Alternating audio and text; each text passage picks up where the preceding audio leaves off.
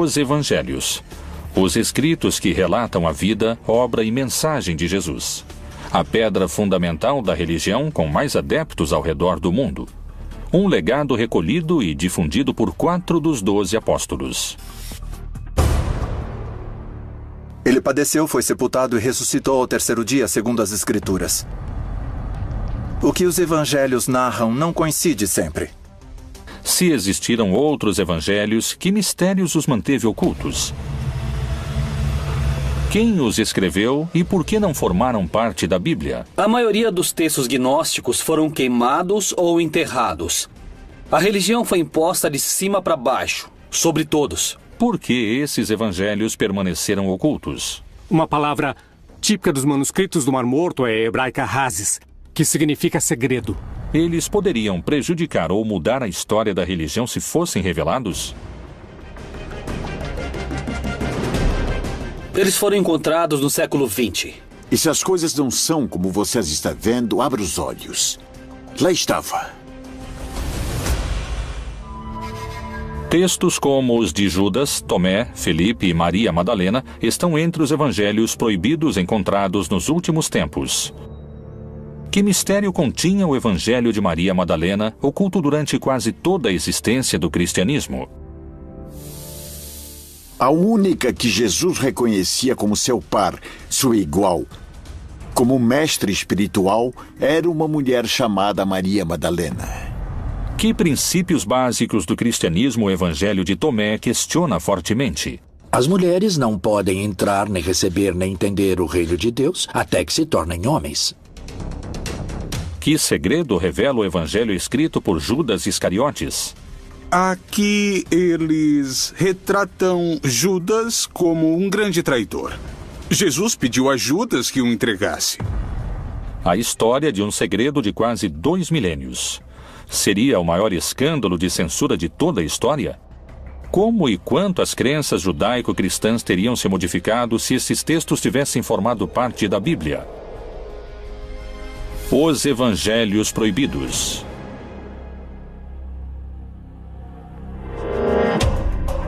A Bíblia contém 1.189 capítulos, 31.102 versículos, 773.693 palavras e 3.566.480 letras. Não admite nenhuma a mais e nenhuma a menos.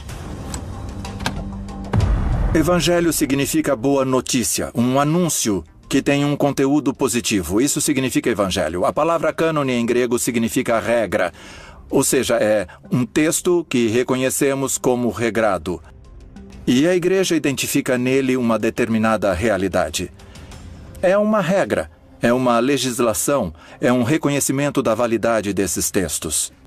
Os 4 evangelhos canônicos são Mateus, Marcos, Lucas e João. A pergunta é, até onde esses materiais têm realmente uma base histórica? Eles realmente têm como origem o Jesus histórico? Quais foram os textos excluídos do livro sagrado? Bom, é o seguinte, nós temos o Evangelho de Felipe, temos o Evangelho de Judas, temos materiais referentes a Maria Madalena. De que época datam esses textos que foram denominados de evangelhos apócrifos?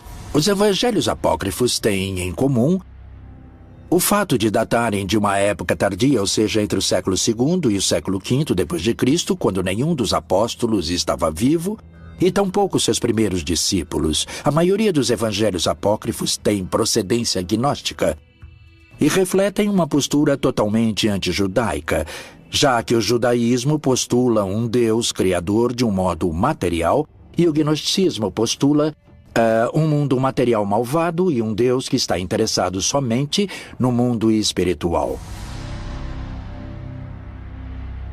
Algo que é comum a todos os apócrifos é um Jesus que é como um holograma. É uma projeção aparente, mas nunca é realmente humano. O gnosticismo cristão lembra de alguma maneira o descobrimento dos manuscritos. E nesse caso, reflete o que chamamos de uma literatura que se originou no gnosticismo cristão, que nesses anos já era considerado pelos poderosos a corrente central do cristianismo uma heresia. E por isso, nesse caso, os livros que haviam desfrutado de prestígio nesses círculos foram escondidos e não destruídos. E com isso podemos recuperar não somente uma literatura perdida, como uma literatura que tinha, em alguns casos, também raízes judaicas. Por isso que os evangelhos apócrifos, em primeiro lugar, não são evangelhos, porque não se identificam com os evangelhos do século I quanto a dar uma boa notícia de que o Messias havia chegado, morrido e ressuscitado, e sim, de modo geral, são de um caráter docetista, uma palavra que deriva do grego docere, que significa aparência. Para os gnósticos cristãos dos evangelhos apócrifos, Jesus aparecia como humano, mas não era verdadeiramente humano, porque sendo um espírito muito elevado, não podia realmente ter se rebaixado e se convertido em matéria. Uma vez que o cristianismo se tornou a religião oficial do império e que os bispos cristãos declararam heréticos certos textos e penalizaram sua posse, iniciou-se o processo de perseguição muito intenso contra todos os evangelistas gnósticos, contra todos os gnósticos valentinianos, e a posse de textos evangélicos foi considerada um delito grave. Os evangelhos teriam sido silenciados por uma luta de poder no seio do cristianismo? Em 1947, pastores beduínos encontraram cerca de 800 fragmentos de manuscritos do Mar Morto que datam de cerca de 2000 anos em cavernas no deserto da Judéia. Que segredos misteriosos revelam os textos encontrados? Os textos do Mar Morto são manuscritos judaicos antigos, achados entre 1946, 47 e 1956. E são documentos, em sua maioria, escritos em couro de animais e uma minoria, 20%, em papiro. A maioria escritos em hebraico e também uma minoria em aramaico e em grego. Nos primeiros séculos do cristianismo desenvolveu-se um silencioso combate. Os gnósticos, que desejavam uma relação direta com Deus e que tinham seus próprios evangelhos, enfrentaram-se com uma crescente hierarquia de cristãos ortodoxos, que só aceitavam 4 evangelhos. Os gnósticos foram vencidos, mas a descoberta de seus evangelhos poderia lhes devolver a palavra. Uma das versões mais revolucionárias parece ter sido a de Tomás.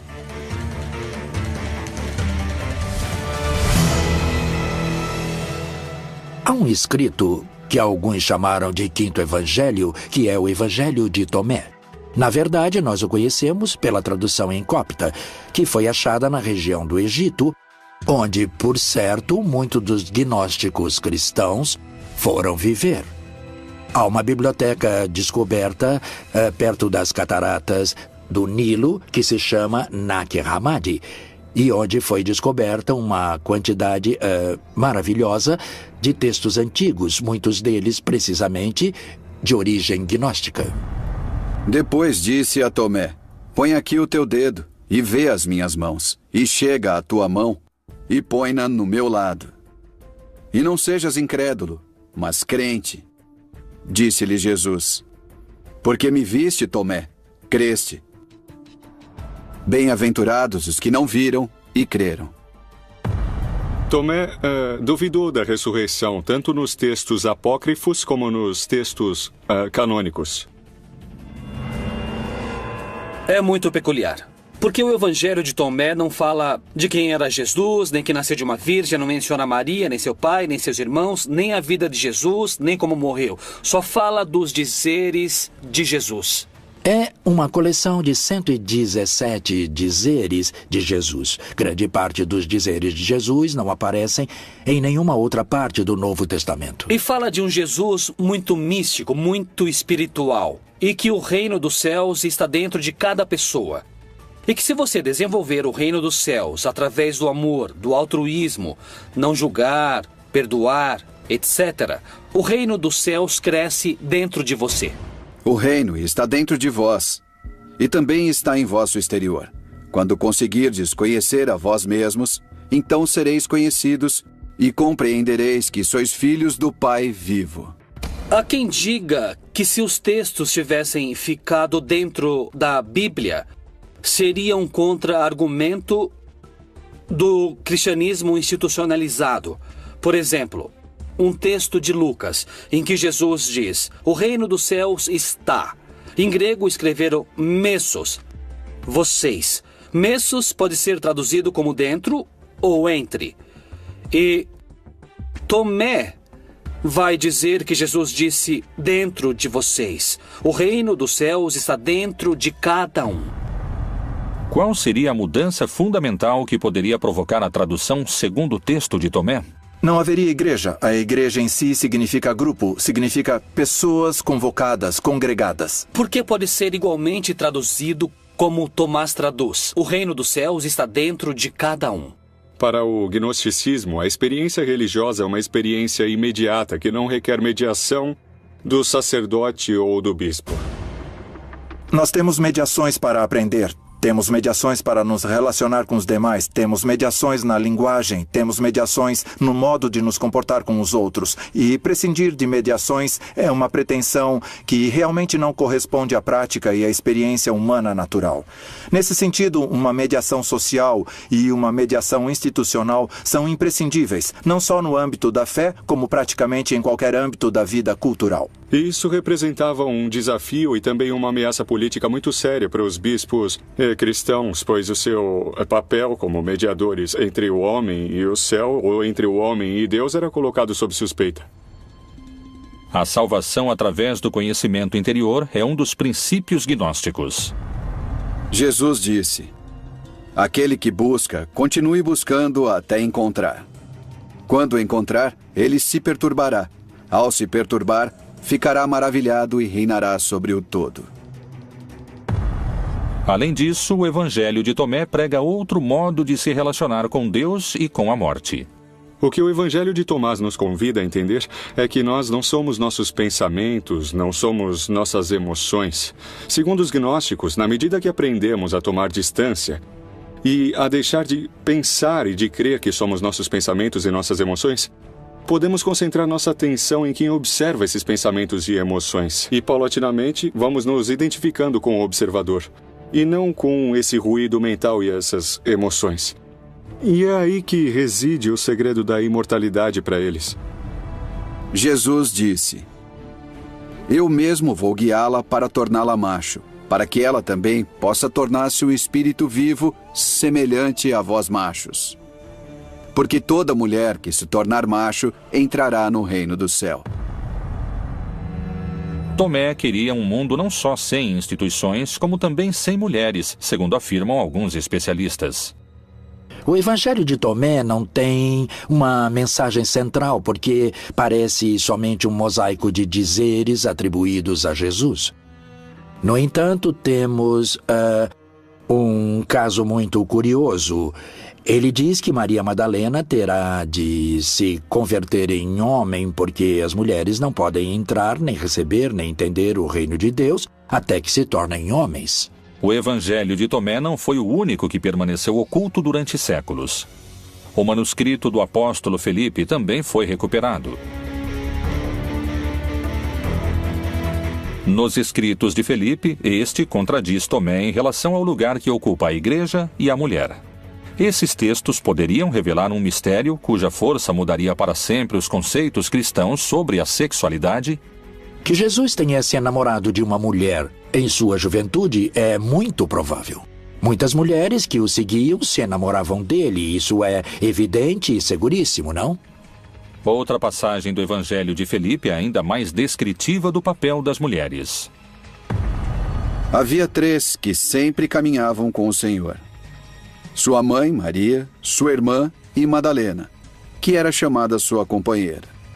Sua irmã, sua mãe e sua companheira, todas chamavam-se Maria. O Evangelho de Felipe também diz que Pedro, em algum momento, insistiu para que deixassem as mulheres de lado, que não poderiam ser discípulas nem apóstolas de Jesus. E Jesus responde de maneira maravilhosa.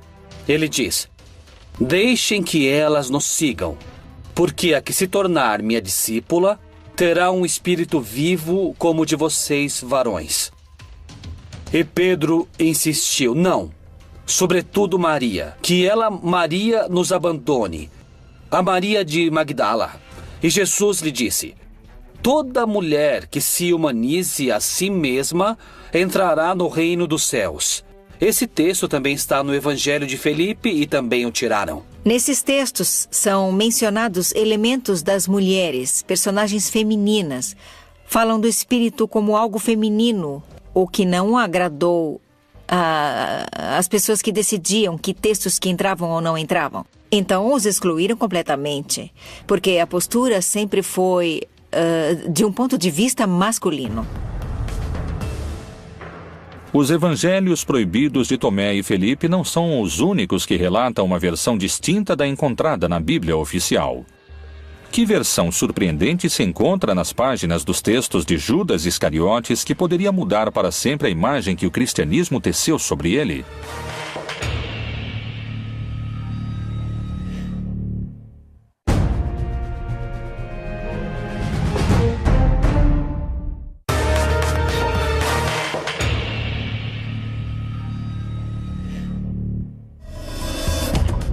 Niceia, ano de 1978.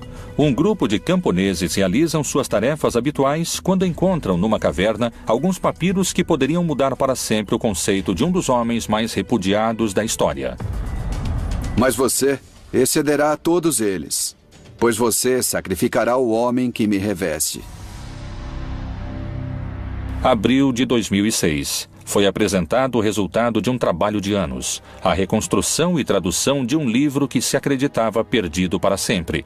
Um livro extraviado por mais de 1.700 anos. Um texto que modificaria o lugar que a história reservou para o homem mais odiado pelo cristianismo, o Evangelho de Judas.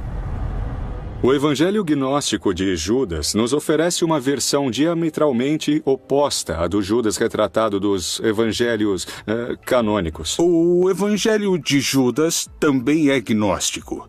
Ele data do século IV e nele Judas aparece não como o grande traidor da história, mas como aquele a quem foi revelado o que Jesus ia fazer. Quer dizer, ele ia morrer, e inclusive o Evangelho de Judas trata de expor como Jesus pede a Judas que o entregue. Então, mais que uma traição, é um favor para que se cumpra o plano da salvação. Quem foi o apóstolo Judas Iscariotes? Segundo os evangelhos canônicos, foi o traidor que revelou o lugar onde poderiam capturar seu mestre, tal como havia anunciado o próprio Jesus durante a última ceia. E comendo com eles, disse: em verdade vos digo que um de vós me há de trair. Judas Iscariotes tinha combinado com as autoridades que o entregaria. Jesus havia celebrado a última ceia, havia ceado com seus discípulos, uma celebração em contexto pascal. Havia ido a um horto e lá foi aprisionado. Essa é a versão oficial dos fatos, segundo os livros que compõem a Bíblia. Mas o que diz o Evangelho de Judas? Que interpretação oferecem os especialistas sobre esses textos que permaneceram ocultos por 2000 anos? No caso do Evangelho de Judas, este ajudou Jesus a cumprir seu objetivo, que é, no caso do gnosticismo, livrar-se da sua corporalidade. Judas, que é o grande traidor, que vende Jesus por 30 moedas, no caso desse evangelho, aparece realmente como um herói. O Jesus retratado no Evangelho Gnóstico de Judas é um Jesus burlão. Um Jesus sarcástico que zomba da ignorância de seus discípulos e que abertamente prefere Judas e faz de Judas seu apóstolo predileto, porque diz que Judas é o único que entende que Jesus não é uma pessoa, não é somente um corpo. Jesus não é uma encarnação de Deus na Terra e tampouco é um ser humano. É um estado de consciência que qualquer pessoa pode alcançar. Qual foi então o papel de Judas segundo esses textos? O texto de Judas é o texto de uma comunidade que quer retomar esse personagem, quer reivindicar esse personagem de alguma maneira e o coloca dentro de todo um plano que Deus tinha para a morte de Jesus. Nem mais nem menos. Ele abre a porta para que Jesus consiga se desfazer de seu corpo. Algo desagradável e que não está incluído na doutrina gnóstica e que coloca Judas em primeiro lugar, enquanto que na doutrina cristã genérica ou geral, Judas é menosprezado, é um ser cobiçoso, um ser vil, que é imediatamente enviado para o inferno. Judas não dá nenhuma importância, nem tampouco Jesus, à crucificação, porque Cristo não se identifica nem com o seu corpo, nem com a sua mente, nem com suas emoções. Segundo esse evangelho, é o próprio Jesus que confere a Judas o lugar que ocupará na história. Afaste-se dos outros e eu lhe contarei os mistérios do reino. É possível você alcançá-lo, mas você sofrerá muito. Por que as passagens são tão contraditórias? Pode ser simplesmente a interpretação dos textos? A entrega de Jesus aos romanos foi um ato heróico ou foi um ato que ia de encontro à própria vontade de Judas? A relação entre Judas e Jesus é uma relação de melhores amigos. De fato, Judas se nega a fazer o que Jesus lhe pede, ou seja, denunciá-lo, acusá-lo. São muitas as versões que existem em torno de Judas. Mas o que dizem os textos censurados e escondidos do seu próprio evangelho? Mas você cederá a todos eles, pois você sacrificará o homem que me reveste. Mas além da revelação do papel heróico de Judas na história, esse evangelho também coloca em primeiro plano a luta entre os gnósticos e a igreja. No evangelho de Judas, a crucificação também é um símbolo. E, portanto, a cruz é um símbolo místico que representa, por um lado, o princípio ativo masculino, representado no eixo vertical da cruz, e o princípio feminino masculino, representado pelo corte transversal horizontal que forma a cruz. A crucificação representa a possibilidade de se libertar, de se afastar desses dois princípios que fazem parte da natureza de cada pessoa. Então, mais que uma traição, é um favor para que se cumpra o plano da salvação. O evangelho de Judas o descreve não como um traidor, mas sim como um herói fundamental para cumprir o plano de Deus. Algo semelhante ocorre nos textos de Maria Madalena, que, longe de apresentá-la como uma pecadora, mostra-a como a discípula eleita, que daria continuidade ao projeto de Jesus.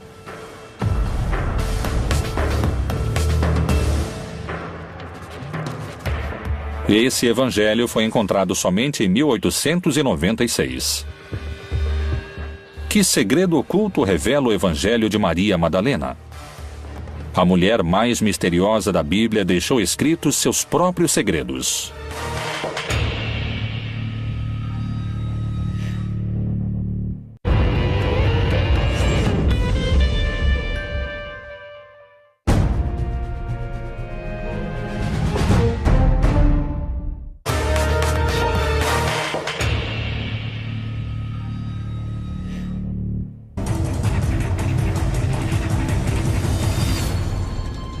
Os evangelhos gnósticos apresentam diferenças fundamentais em relação aos chamados canônicos, como os de Tomé, Felipe e Judas.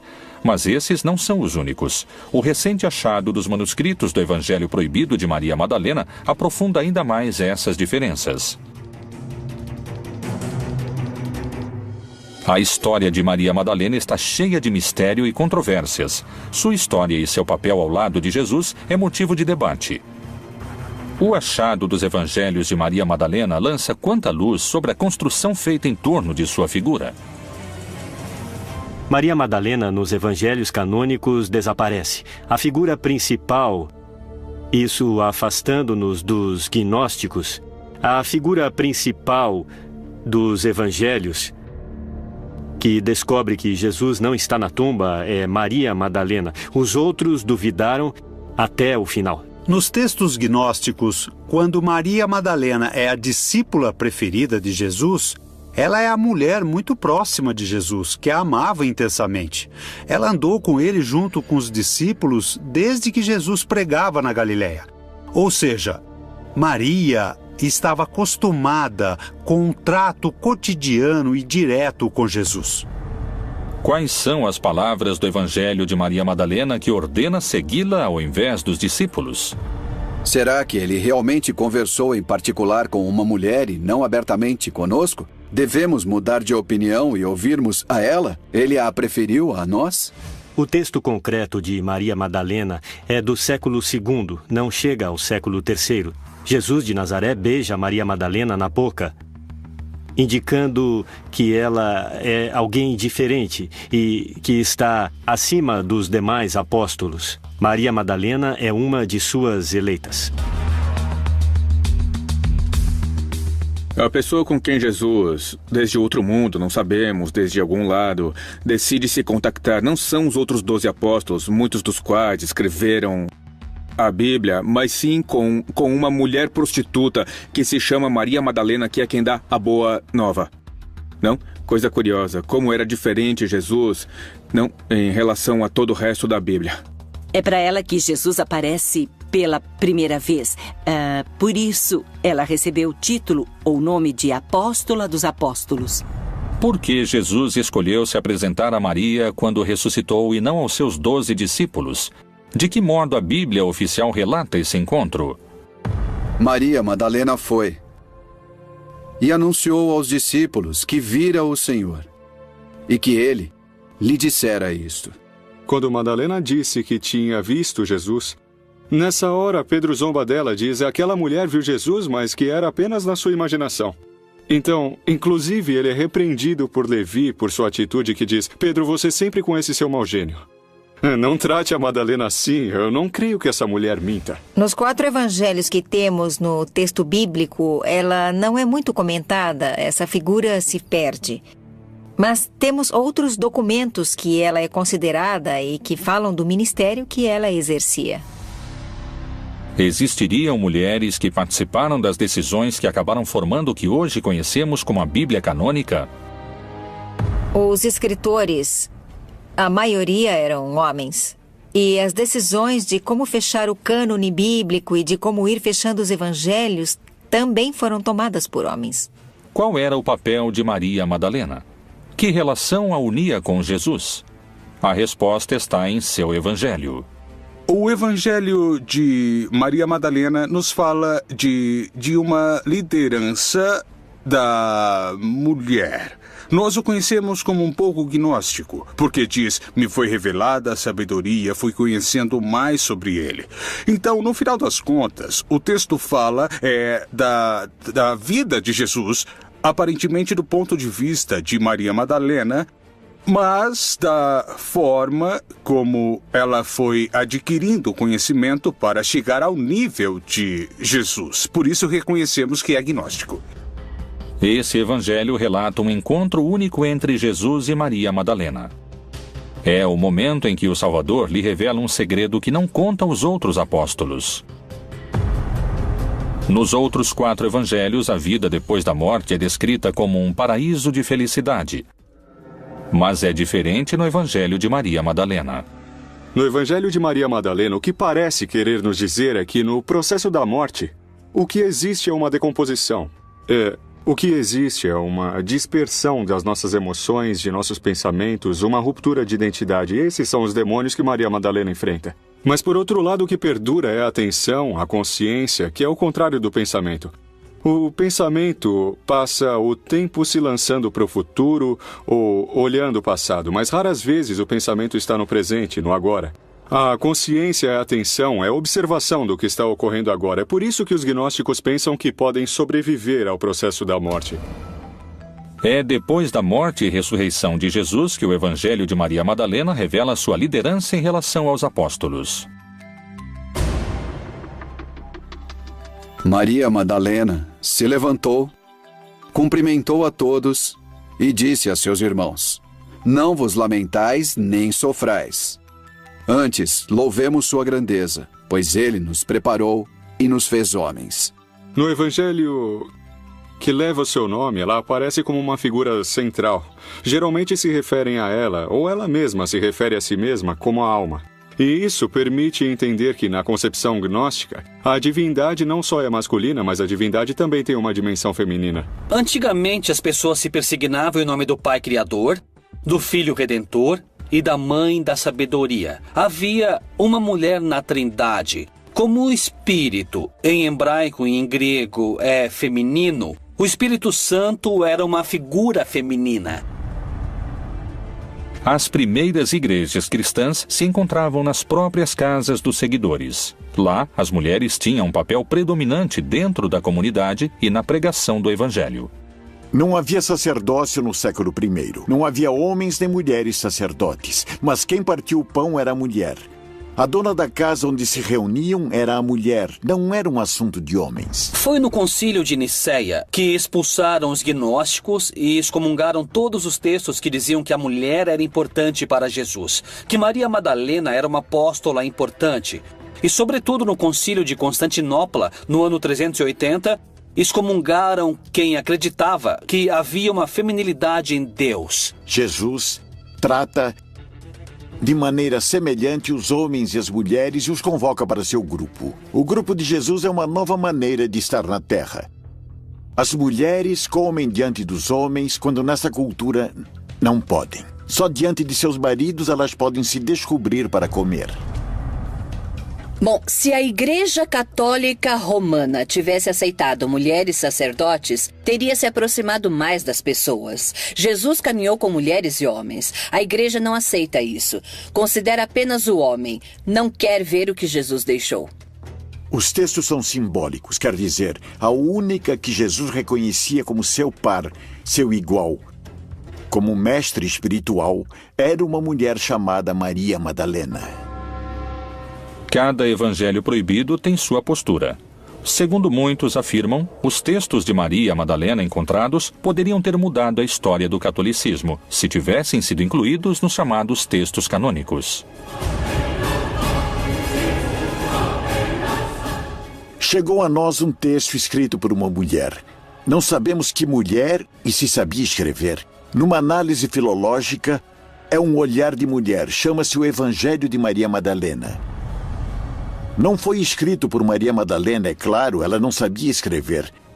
Mas há aí uma mulher. Então, obviamente, hoje seria outra visão do assunto se as mulheres tivessem sabido escrever e tivessem transmitido sua mensagem como discípulas de Jesus. Os evangelhos proibidos apresentam um lado oculto de Jesus e Maria Madalena como uma líder dos apóstolos. Os evangelhos de Judas, Maria Madalena, Felipe e Tomé compartilham uma raiz gnóstica.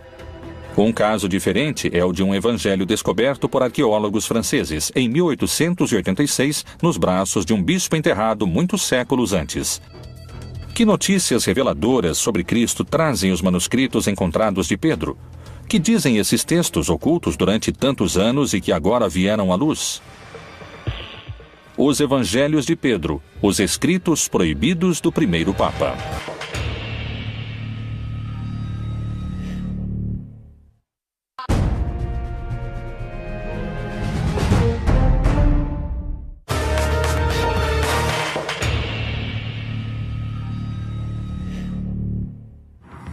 Alto Egito, século VIII.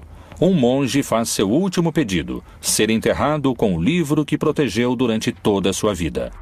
Inverno de 1886, sessão cristã de um cemitério no Alto Egito. Um grupo de arqueólogos franceses procuram peças e encontram o caixão que encerra o monge. Abrem-no e encontram em seus braços um antigo livro, e com ele a confirmação de uma suspeita. O Evangelho de Pedro existe. Durante mais de 1500 anos, a cristandade havia conhecido Cristo através das palavras de Mateus, Marcos, Lucas e João. Agora emergia outra verdade. É um evangelho que tem muitas diferenças com o que dizem de Pedro nos 4 evangelhos canônicos, e especialmente em relação ao episódio da ressurreição. O que diferencia o evangelho de Pedro dos evangelhos oficiais?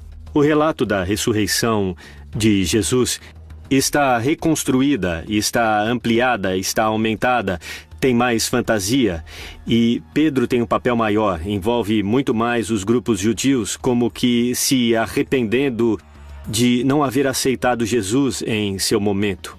No Evangelho de Pedro, diferentemente do resto dos evangelhos, ele narra e descreve detalhadamente o episódio da ressurreição. Creio em um só Deus, Pai Todo-Poderoso, Criador do céu e da terra, e de tudo que é visível e invisível. E por causa disso foi crucificado nos tempos de Pôncio Pilatos. Padeceu e foi sepultado e ressuscitou ao terceiro dia, segundo as Escrituras. Outra das enormes diferenças que existem entre o Evangelho de Pedro e o restante que os evangelhos nos contam sobre Pedro é que, efetivamente, o Evangelho de Pedro diz que o responsável pela execução de Jesus realmente não foi Pilatos, e sim Herodes. Além disso, Pedro relata o momento da ressurreição em que o centurião e seus companheiros de guarda se apressaram a visitar Pilatos à noite, abandonando o sepulcro para lhe contar sobre a ressurreição. Depois, todos se aproximaram, pedindo e suplicando que ordenasse ao centurião e aos soldados não contar a ninguém o que tinham visto. Para nós, diziam, é melhor sermos culpados de gravíssimo pecado diante de Deus do que cairmos nas mãos do povo judeu e sermos lapidados. Pilatos, então, ordenou ao centurião e aos soldados que nada dissessem. Se não tivessem realmente mantido silêncio quanto à ressurreição de Jesus, suponho que tivesse acontecido o mesmo. Mas o que é muito importante ver é por que os evangelhos canônicos enfatizam tanto que a ressurreição foi uma ressurreição carnal. Por que importa tanto ao cristianismo canônico enfatizar a carnalidade da ressurreição, enquanto que para o gnosticismo a ressurreição de Jesus é algo que se apercebe e se percebe de maneira interna, de maneira espiritual? Essa é a grande diferença que existe entre o Evangelho de Pedro e os evangelhos oficiais. Quem realmente presenciou a ressurreição de Jesus? O resto do texto é muito semelhante aos relatos dos 4 apóstolos incluídos na Bíblia. Tal semelhança desperta algumas suspeitas.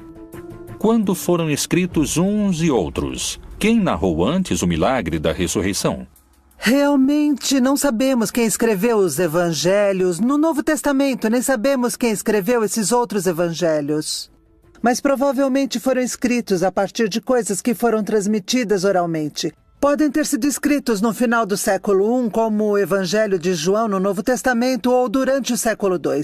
Todos escreveram a partir das histórias contadas pelos seguidores anteriores à época de Jesus. Quando comparamos os evangelhos, em muitos casos a mesma informação aparece em contextos literários diferentes.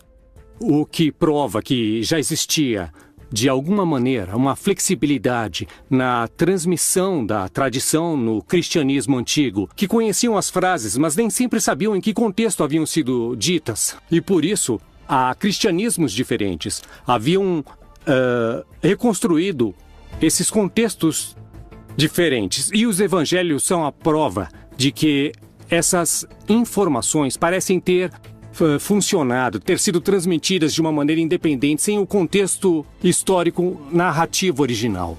Então, os 4 evangelhos canônicos correspondem às autorias de Lucas, Marcos, Mateus e João? À medida que transcorreu o tempo desde a morte e o desaparecimento de Jesus, os textos perderam cada vez mais valor, quer dizer, perderam valor mais de uma vez. Se está escrevendo um texto 4 séculos depois da morte de Jesus, que parte desse escrito é verdadeiro?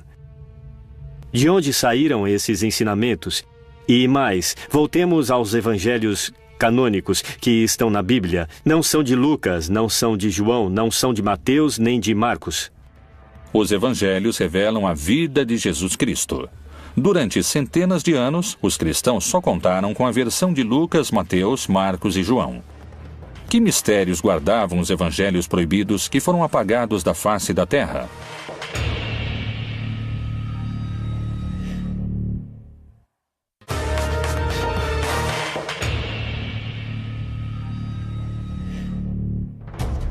Quais foram os motivos para que alguns evangelhos fossem incluídos na Bíblia e outros fossem silenciados?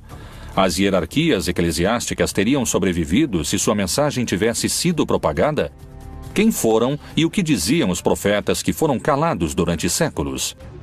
No ano de 312, Constantino, um imperador criado no paganismo romano, um homem que acreditava em muitos deuses, teve uma revelação antes de uma batalha. Constantino teve um sonho em que uma voz lhe disse que se, durante aquela batalha, portasse uma cruz, um crucifixo, seria vencedor. E diz a lenda que foi assim. Na batalha da Ponte Milvia, derrotou Maxêncio, conseguiu unificar um império que estava dividido numa tetrarquia e depois se fez batizar e se converteu no primeiro imperador romano cristão. Isso foi muito significativo e muito relevante para o processo de consolidação política do cristianismo. A partir do triunfo de Constantino, a religião católica mudaria para sempre com o Concílio de Nicéia. Esse concílio ordenou o imperador Constantino para tornar o cristianismo uma religião imperial. E porque havia vários cristianismos. Havia o cristianismo monofisista, havia o cristianismo que chamaríamos depois de católico, havia os cristãos gnósticos, havia muitos cristianismos. Para unificá-los, Constantino ordenou que os bispos de todos esses cristianismos se reunissem no ano de 325 na cidade de Nicéia, para escolher quais narrações e relatos da vida e da obra de Jesus eram reais e seriam revelados e quais não. Evidentemente, houve um interesse político de Constantino de unir em um mesmo texto, um texto grande, os escritos mais representativos das comunidades cristãs de maior valor em número ou prestígio do Mediterrâneo. Os evangelhos que aparecem na Bíblia apresentam graves erros históricos e geográficos que uma leitura precisa começa a revelar. Foi um imperador romano que adorava o sol, aquele que estabeleceu as regras básicas da Igreja Católica como a conhecemos hoje? Constantino governou a partir do ano 313, ou seja, no século IV. No século IV já estava decidido, já era um fato histórico os livros que os crentes consideravam inspirados e mais, algumas das perseguições imperiais contra os cristãos exigiam que as pessoas entregassem os livros sagrados, caso contrário, eram mortas. Muitos cristãos se dispuseram a morrer na fogueira porque não entregaram os livros sagrados, e isso foi antes de Constantino. Os gnósticos perderam sua primeira batalha, mas essa não seria a última e nem a pior de suas derrotas. Qualquer livro do cristianismo que foi separado dessa lista, considerada sagrada por ordem do imperador Constantino, ficou de fora, se tornou apócrifo. Qualquer seguidor desses textos, dessas crenças, a partir desse momento, foi considerado herege, que significa aquele que pensa diferente. Para muitos especialistas, os evangelhos proibidos constituíram um campo de batalha em que se travou a guerra entre os gnósticos e a hierarquia eclesiástica. Uma luta que, segundo narra a história, venceram os sacerdotes da Igreja Católica. Já desde um primeiro momento pareceu haver gerado uma polêmica entre os seus seguidores e por isso os evangelhos, sejam os canônicos ou sejam os apócrifos, refletem interpretações diferentes da mensagem original histórica de Jesus. O que teria ocorrido se a perspectiva gnóstica tivesse triunfado? Qual seria o papel da mulher se os textos bíblicos tivessem sido reformulados ou os textos gnósticos incorporados? Como seria a Igreja Católica hoje em dia com esses manuscritos como protagonistas? Essas são algumas perguntas que emergem da Bíblia Proibida.